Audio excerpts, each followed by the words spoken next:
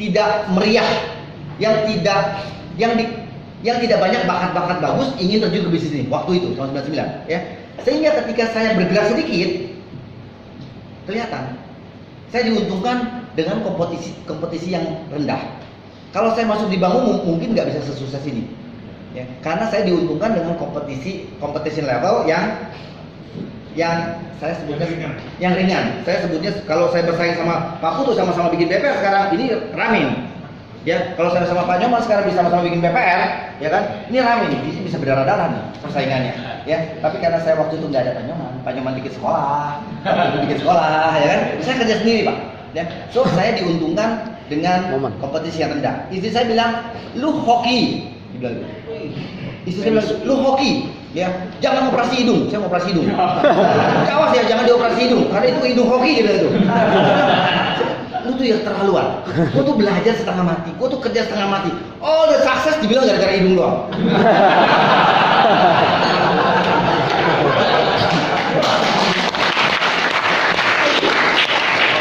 Oke, so itu Pak ya, karena competition relatif rendah.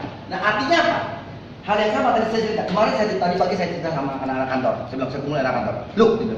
Lihat, awal kompetitor sudah mulai berbenah diri. BPR sekarang bagus loh. Anak-anak muda sekarang pintar-pintar loh sebenarnya tuh, ya kan? Ingat nggak? Saya waktu saya mulai BPR Lestari 4 miliar asetnya. BPR terbesar di Bali adalah BPR Kedungan. Itu asetnya 40 miliar. Barusan tadi saya cerita, ya. Saya 4 miliar, dia 40 miliar. Sekarang kita 5 triliun, dia 60 miliar. Oke. Saya tidak mau. Tuh ada kompetitor kita, ya kan? Dia akan ngomong gitu 15 tahun lalu. Lihat ya, waktu kita mulai 100 miliar, BPR Lestari 400 triliun. 15 tahun mendatang, kita 10 triliun, dia masih 5 triliun. Oke? So, buat saya itu menjadi beban. Ya kan? Saya udah hampir 50, saya harusnya sebentar lagi pensiun. Tetapi dibebankan, jangan-jangan nanti 15 tahun lagi my kompetitor bilang gitu. Tuh, lihat tuh, ya kan? Dulu saya 100 miliar, dia 5 triliun. Sekarang saya 10 triliun, dia 5 triliun. Nah, itu tantangan kita, Pak. Ya. Apakah saya berhasil? Walau ya, belum tahu. Tapi itu beban yang harus kita kecap. Kalau saya mau cerita sedikit mengenai apa yang akan kita kerjakan, Pak Herman tadi akan kita kerjakan tadi ya, mengenai era ini, era yang menarik. Saya akan cerita sedikit pendapat saya. Banking ya, ini kita ngomongin banking ya. The way I look at things. Ya. Banking itu ada tiga fase. Dulu ada namanya manual banking. Siapa yang kira-kira umurnya lebih tua? Pak Putu. Tahu kan Pak Putu manual banking? Ya, orangnya rame back office ya kan? Petak, dia kan bikin jurnalnya, ledgernya, pokoknya manual. Oke? Itu zaman tahun 80-an, betul? Ya. Manual banking, ya kan? Nggak ada yang namanya sales. Semua banker tuh administrator bankers kerjanya di belakang meja. Nah, kemudian ada satu fase dari manual banking menjadi electronic banking. Tahun 80-an. Bergeser. And the winner is BCA. Pemenangnya BCA dengan ATM-nya, dengan online-nya, dengan segala macamnya, ya. Dan itu membuat BCA dari bank bukan apa-apa menjadi bank papan atas zaman sekarang. Salah satu bank dengan nilai kapitalisasi pasar terbesar sekarang. Bank paling mahal nomor 3 di dunia. Di dunia, Pak. Bank paling mahal nomor 3 di dunia itu BCA itu. Mahalnya luar biasa nilai sahamnya, ya. Kenapa? Karena dia berhasil memenangkan fase ini. Dari manual banking menjadi electronic banking. Nah, sekarang terjadi peralihan berikutnya dari electronic banking menjadi digital banking.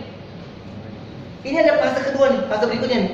Dan pemenangnya belum ada. The winner is belum ada. Semua orang masih raba-raba. Ini kemana ya? Bank Mandiri masih raba-raba. BCA masih raba-raba. Semua orang masih raba-raba. Jadi belum ada pemenang. Oke, sekarang the way cara kita ngeliat kompetisi begini. Kalau sekarang saya BPR Lestari, BPR Simelekete ini mau bersaing sama bank besar, apa yang saya lakukan? Oke, BCA, saya punya cabang berapa? 15 di Denpasar, 5 di Jawa, 20 cabang saya. Gue punya 2000. Gimana saya bisa kejar? Kagak bisa, ya kan? Saya punya ATM berapa? 3. Saya punya 5.000. So, Kalau kita compete in this game, di permainan ini, nggak mau di sana. Saya ketinggalan 2 tahun cahaya, betul? Iya. Saya mati hidup, 7 kali nggak kejar. Nggak kejar. Tapi sekarang di era ini tiba-tiba playing field-nya menjadi nggak begini, tapi mendekat. Kenapa?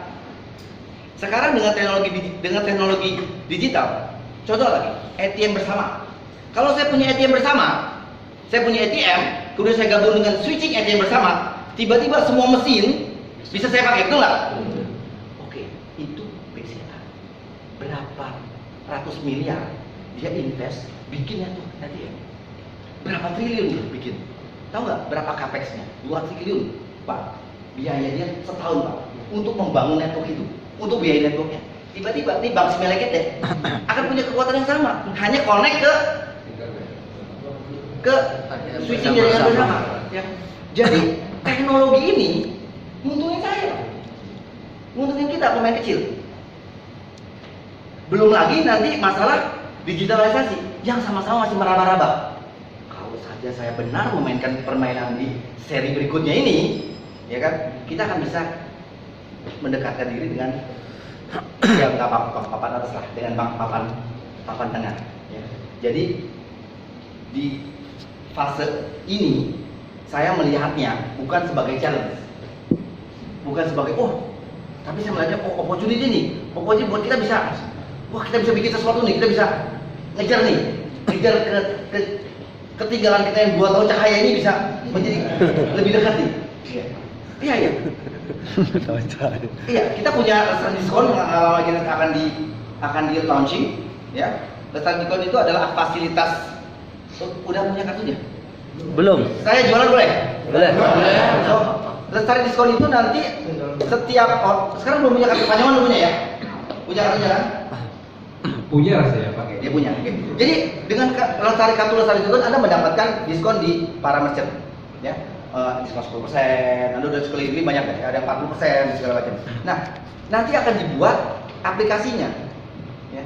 Dan aplikasi itu akan dijadikan, saya bilang, platform nomor 1 nanti buat pebisnis untuk berpromosi. Ya. Jadi kita akan bikin permainan digital di sini sehingga nanti orang ingin menjadi nasabah Lestari karena ingin mendapatkan diskon. Si merchant ingin memberikan diskon karena dipromosikan. Nanti kalau udah jadi aturannya semua tinggal saya konekkan. Berarti Anda harus punya rekening di Lestari sebagai merchant. Oke? Deal. Anda sebagai kartu harus punya rekening di Lestari. Nanti bayar-bayaran peminat pembukuan, ya kan? Anda boleh bayar-bayaran sampai pagi. Sampai subuh. Duitnya kan kiri kan mana? Duitnya nggak kemana-mana. Right? Jadi itu akan permainan yang akan kita jalankan. Jadi teknologi ini Pak Man, ya, buat saya adalah opportunity untuk mengejar ketinggalan. Karena kalau kita ngikutin permainan mereka dengan permainan mereka, nggak akan bisa kejar. That's how we see competition. Jadi bagaimana caranya kita bisa memenangkan kompetisi dengan terus berpikir kemudian berinovasi kayak gitu-gituan.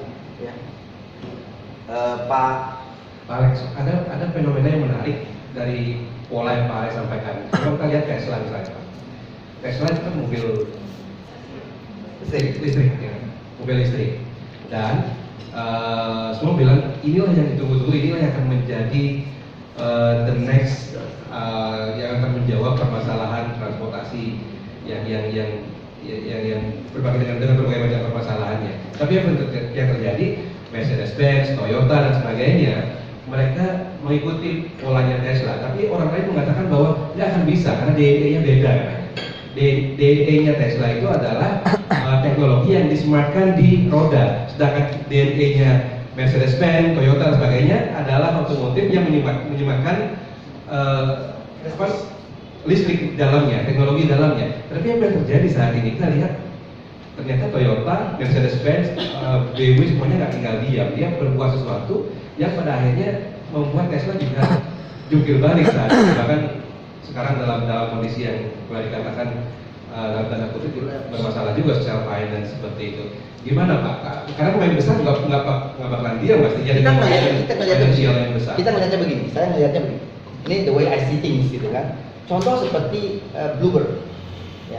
Saya ngeliat Bluebird ketika di under attack dengan Uber, betul? Ya kan? Sehingga ada strike Uber besar-besaran, Bluebird besar-besaran gitu kan. Waktu saya nulis di Facebook saya bilang kalau saya jadi Bluebird, saya bilang pemenangnya nanti Bluebird.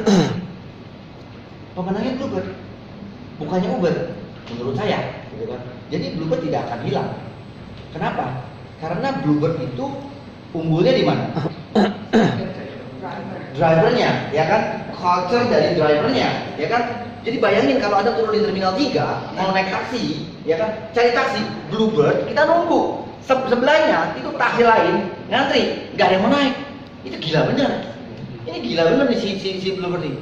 Jago bener dia. Jadi orang sudah jatuh cinta sama Bluebird. Kenapa? Karena merasa nyaman, aman, dan drivernya bagus. So puluhan tahun dia membangun kultur dari sopir, ya kan?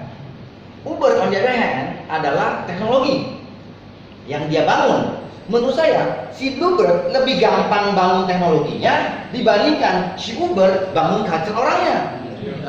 The way I see things pada waktu itu saya tulis di Facebook saya bilang kalau Bluebird nggak usah takut-takut amat, dia bangun aja aplikasinya gitu kan, and then itu yang dia kerjakan, bikin Go Bluebird, dan kemudian dia kolaborasi sama Gojek, ada GoCar, and Bluebird selamat. Ya, jadi nggak harus saling membunuh Pak. Kolaboratif. Iya, nggak harus saling membunuh. Jadi kita ngelihatnya kayak saya dengan fintech, kan takut-takut terus kan sama fintech. Wah, nanti lu gak punya kerjaan lagi, nanti jadi bangkrut gitu, bang, wah gimana gitu. You are all business gitu kan, nanti fintech gitu. Saya melihatnya kok nggak begitu. Saya melihatnya bahwa ini kesempatan buat saya mengejar ketinggalan dengan teknologi. Tiba-tiba teknologinya membuat playing field kita menjadi sekarang tinggal adu kreatif. Saya mungkin kalah modal, tapi kita bisa adu kreatif. Kalau saya benar, ya kan, mungkin kita bisa. Jadi itu caranya. Kalau saya melihatnya ancaman teknologi atau segala macam bukan cuma sekedar ancaman, tetapi menurut saya adalah opportunity buat saya. Saya mungkin salah Paman, ya. Saya mungkin salah, tetapi the way I see things, caranya ngelihat itu yang saya kerjain. Jadi saya tambah semangat. Oh, tadi habis meeting bikin bagaimana. Sekarang di merchant-merchant itu udah ada mesin cashless namanya. Ya. Jadi orang bayar pakai kartu kredit mana, bisa bayar di merchant, kemudian uangnya masuk ke rekening BPR Lestari Pak. Itu BPR nggak ada di Indonesia yang bisa begitu. Ya. Transaksi virtual account, ya. Kemarin saya cek, ya, itu kita mulai kurang lebih 2 tahun 3 tahun yang lalu. Sekarang virtual account BCA, orang yang transfer dari BCA masuk ke rekening BPR Lestari itu 172 miliar per bulan. Dan dari virtual account Mandiri 40 miliar. Jadi ada 200 miliar transaksi, total 5.000 transaction. Tapi nominalnya ada 200 miliar. Itu done by system, Pak. Nggak ada human intervention. Masuk Pak. Jadi itu nggak ada orang yang kerja. Hampir 5.000 transaksi per bulan, hampir 200 miliar nominal. Dan itu udah 2 kali lipat transaksi di counter saya. Dan in kelas BPR nggak ada bisa begitu Pak. Jadi Bapak nanya sama saya bagaimana I win the competition dengan apa ya? Dengan ahead, dengan apa ya? Apa tuh Paman ngomongin? Kolaborasi. Kolaborasi. Apa ya? Dengan kitanya update sebagai pebisnis, kitanya harus update, dapat informasi, dan kemudian membuat atau mengembangkan sesuatu di mana kompetitor kita nggak kerjain. Ya, inovasi segala macam itu harus ada di kita. Responsif tapi tidak terlalu jangan too responsif gitu kan. Jadi gimana? Imbalance terhadap adaptif terhadap perkembangan. Kemudian kita mencoba membuat our model, ya, in order kita to be ahead, di atas kompetitor kita. Selalu di atas, selalu ngedaluin. Itu yang saya kerjakan, itu yang kita kerjakan sekarang. Jadi dulu begitu, sekarang juga begitu Pak. Tetapi dengan tempo dan permainan yang berbeda. Jadi mudah-mudahan kompetitor saya nggak dengerin hari ini. Yang terakhir Pak, kapan saatnya disertifikasi ya? Oke. Saya selalu ngomong ini, yang bisnis kecil selalu saya percaya, I believe bisnis kecil strateginya bagus. Ya, diversifikasi kalau udah gede. Ya. Aset alokasi kalau udah gede. Karena kalau sedikit kecil dibagi-bagi, Anda nggak punya kepuasan. Namanya kecil kemudian dipecah kan. Kalau satu difokuskan. Tadi saya kasih contoh ya, saya punya kantor 15, saya taruh di pasar. Seolah-olah saya punya bank di mana, ada di mana-mana. Itu tipuan nara sebenarnya. Ya. Jadi diversifikasi kita lakukan ketika sudah mulai besar. Kapan mulai besar Anda yang tahu. Saya mana tahu. Ya. Saya mana tahu. Sampai sekarang saya punya aset terbesar adalah di bisnis. Way kalau jomplang, ya. Dan saya umur saya 49, kalau saya soleh 50. Jadi saya mulai mendiversify, ya, ke aset-aset lainnya. Tetapi itu tidak saya lakukan sampai Lestari ini kuat benar. Itu kepercayaan saya, Pak. Jadi kapan Anda mulai mendiversifikasikan, itu menurut saya kalau Anda sudah mulai merasa kuat, ya, resourcesnya boleh dibagi tanpa mengganggu. Apa yang Bapak bisnisnya travel, ya kan? So udah berapa tahun di travel? 8 tahun, oke? Anda punya 8 tahun di travel. Saya 6 tahun di travel. Kalau kita ngadu bikin perusahaan, menang mana kira-kira? Saya apa Pak? Kurang lebih kira-kira. Saya 0 tahun, Bapak 8. Siapa menang? Alex. Nah, yang 8. Yang 8 tahun. Saya punya 92 sampai saya punya 27 tahun pengalaman di banking. Anda punya pengalaman berapa di banking? Nah, Nol. Kalau kita ngadu, kira-kira menang mana? Nah, Pasti menang saya, oke? Saya emang punya bisnis sekolahan. Kalau saya ngadu sama Pak Man, ya kan? Kira-kira menang mana? nah, Di sekolahan, Pak Man. Kalau dia bikin bank, Ale. menang saya. Oke? Kalau saya bikin restoran, siapa yang punya restoran? Geprek, ayam geprek. Kalau saya boleh berapa tahun? Borson belum ada. Ya, kalau belum tahu kita main kita seri. kita bisa seri ya kan. Tetapi orang yang sudah menekuni bisnisnya puluhan tahun, Anda punya competitive advantage yang nggak dimiliki oleh apa yang membuat kamu yakin kalau kamu bikin hotel lebih berhasil. Apa yang membuat kamu yakin kalau kamu bikin toko handphone akan lebih berhasil? Mana kemungkinan dia berhasil membuat travel agentnya lebih besar atau dia side streaming bikin restoran? Mana kansnya? Travel. Right? Travelnya dia punya kans lebih besar di sana, gitu kan? Right? Dia udah punya 8 tahun invested di situ. Dia udah tahu, dia udah ngalamin kegagalannya, dia udah belajar dari kesalahannya, ya kan? Apa yang membuat dia yakin kalau dia bikin bisnis lain, dia lebih berhasil? Gak ada. Tapi kita bisa melakukan aset alokasi sebagai risk management, ya, supaya kalau ada apa-apa ini nggak jatuh, ya kan? Tapi menurut saya lakukan ketika Anda sudah cukup kuat. Iya, tepuk tangan ya.